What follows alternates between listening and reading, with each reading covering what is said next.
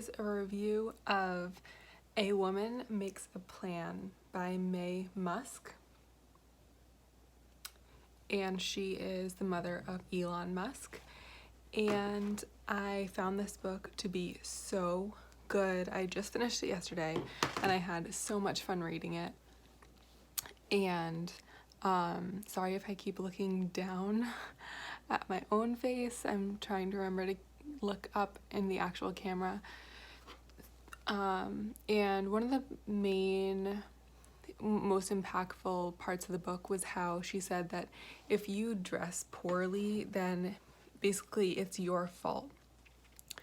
And she said that she was really bad at dressing, but she had a friend and would make friends, and particularly this one friend helped teach her what to buy and helped her throw out all of her stuff even when she was really, really poor, and just buy like 2 pieces of clothing that she wore for a long time until she could buy more, and buy 1 good purse and 1 good shirt for work and 1 good skirt for work, that sort of thing.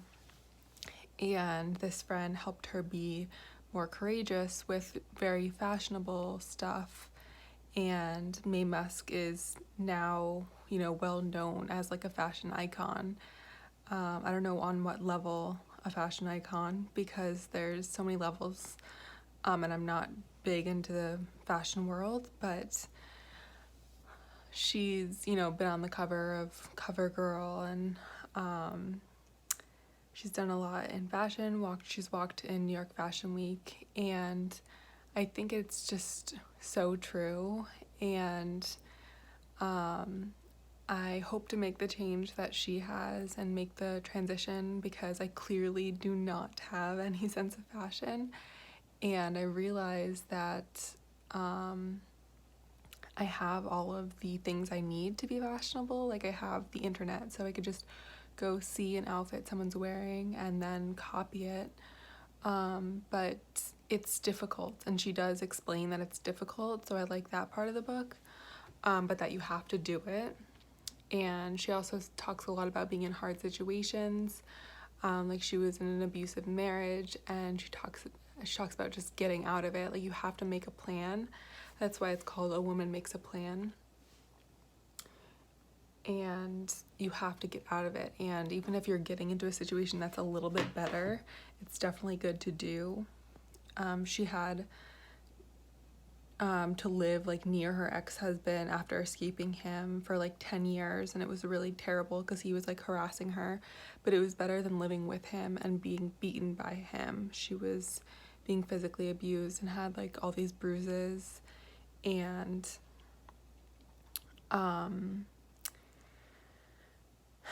so that was really good. And then she talks a lot about food and healthy eating, and eating a really simple diet of like high fiber cereal with milk, and milk in your coffee with a artificial sweetener, vegetables, and fruits. And she says that's what she eats, but she has to work so hard every day to maintain a healthy weight, because she knows that if she has chocolate in the house, sweets in the house, unhealthy food in the house, she'll eat it all. So she doesn't even tempt herself to do that. And for me, like, I'm a little conflicted with that information, because like I totally agree with like the eating a basic diet that's just like vegetables and fruits. Like, you don't need like tons of superfoods, but I do eat certain superfoods like spirulina and cod liver oil. I'm like 99% vegetarian and vegan besides cod liver oil and collagen, 2 things which I eat. The collagen, I hope an animal doesn't have to be killed for, because I think the animal is just killed for the meat and the collagen is just taken from the bones. I don't know that for sure though. And the cod liver oil, it's just really a game changer for me and really helps me, so that's why I take it. But I don't know if she takes any superfoods, but she's pretty anti like supplements and superfoods. But as for like not having food in the house, like I had an issue with having any food in the house, and really by keeping organic Oreos in my house, like this is like 5 years ago, I would have one like every day, or like two with dinner, and I would have them before dinner actually, because in Ayurveda that's the best way to do it, and I was like studying Ayurveda at the time. I don't do much with Ayurveda anymore, but I found it so healing to learn how to have any sweets in the house and not touch them. But now I do practice what she says. Like, I don't keep ice cream, chocolate, anything in the house like that. I just have my treat in a healthy way. So I like have a low sugar yogurt, and I put it in the freezer. I have a dairy-free yogurt and put it in the freezer, and that's so good. I had a vanilla, cinnamon, low sugar, coconut yogurt yesterday from Whole Foods. That was amazing, and that was my dessert. So just like having dessert of healthy things, and I think that's what she does too. But she says that when she's like given gifts of chocolate, she tells them to like take it back, and she like won't keep it in the house because she's like, I won't make the same mistake twice, and I know that I'll eat it if it's in the house. And she was like over 200 pounds at one point, so I respect her for not making the same mistake twice. She says that when you overeat once because you have sweets in the house, that's not your fault, but the second time it's your fault. So I thought that was like pretty intense, and I don't know if I'm just like not there yet on my food journey to figure out if that's the way I always want to be. Because also, like, Joel Osteen, this is so random, but I learned that Joel Osteen, the pastor, he has always chocolate cupcakes in the house and has one every night before he goes to sleep. He has a chocolate cupcake, and like, I love that. Also, like, if you have a pretty small chocolate cupcake every evening, that's like 100 calories, or like, sorry, maybe probably like 200 calories, 150 calories if it's really small. And like, that's not that many calories, but if that helps you from ever binging ever, because you're constantly having like a little bit of sweets that are unhealthy, like, I also like that, and that helps me a lot too. But currently, like, I just have unhealthy food basically out of the house, so it's kind of like what she does. Anyway, sorry for ranting. I highly recommend this book. I'm trying to think what else she talks about. There are a few anecdotes about her recognizing Elon Musk's like genius as a kid, and they were really personal, cute anecdotes, and it was just really fun to read. So well written, so easy to read. I read it like in the mornings when I woke up. I'm trying to wake up at 5, but I'm so sleepy still till 6, so I just leave the Kindle right next to my bed, wake up at 5, start reading till 6, and then I'm ready to get up. And my coffee is ready because it's like automatic, so that's been really nice in the mornings. But I still feel like I need to get out of bed at 5, so I'm still working on that. And she talks about like working really hard for beauty, like that it's just so freaking hard to maintain her weight, and her sister like told her to emphasize how hard it is for her so that other women don't think it's easy. And I think that's really amazing, and I appreciate that so much.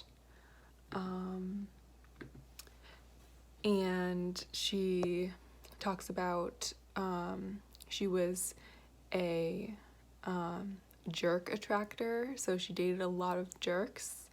One jerk like told her to lose weight, and she lost weight for him, and then she obviously had an abusive husband, Elon's dad, for a number of years.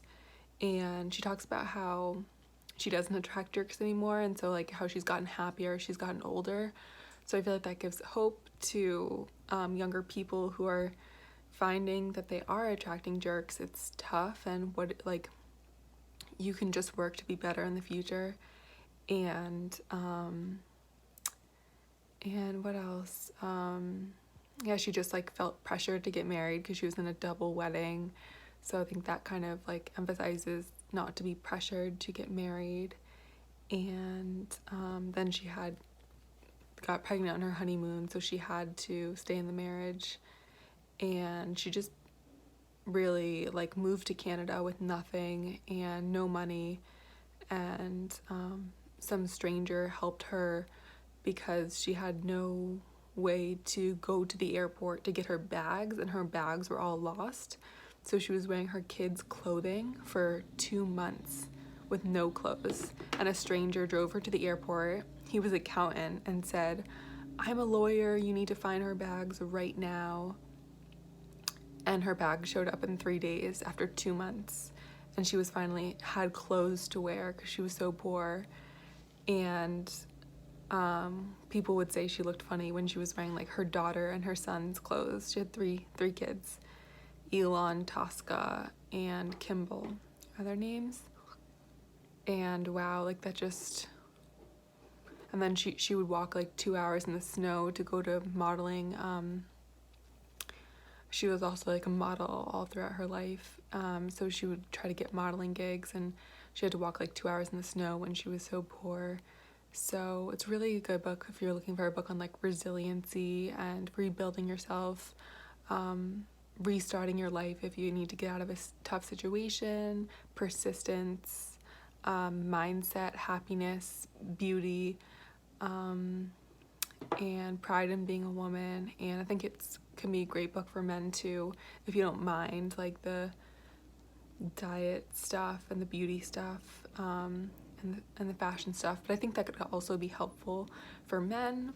So anyway, I hope this was helpful, and I hope you have an awesome day. Please like if you want to see more videos. Please subscribe, and tell me something in the comments that you liked about this video or that you didn't like, or tell me an idea to see of a video you want to see, because I'm new to YouTube, so I'm really looking for ideas that I could make a video about, and so I'd love suggestions. All right, have an awesome day. Bye.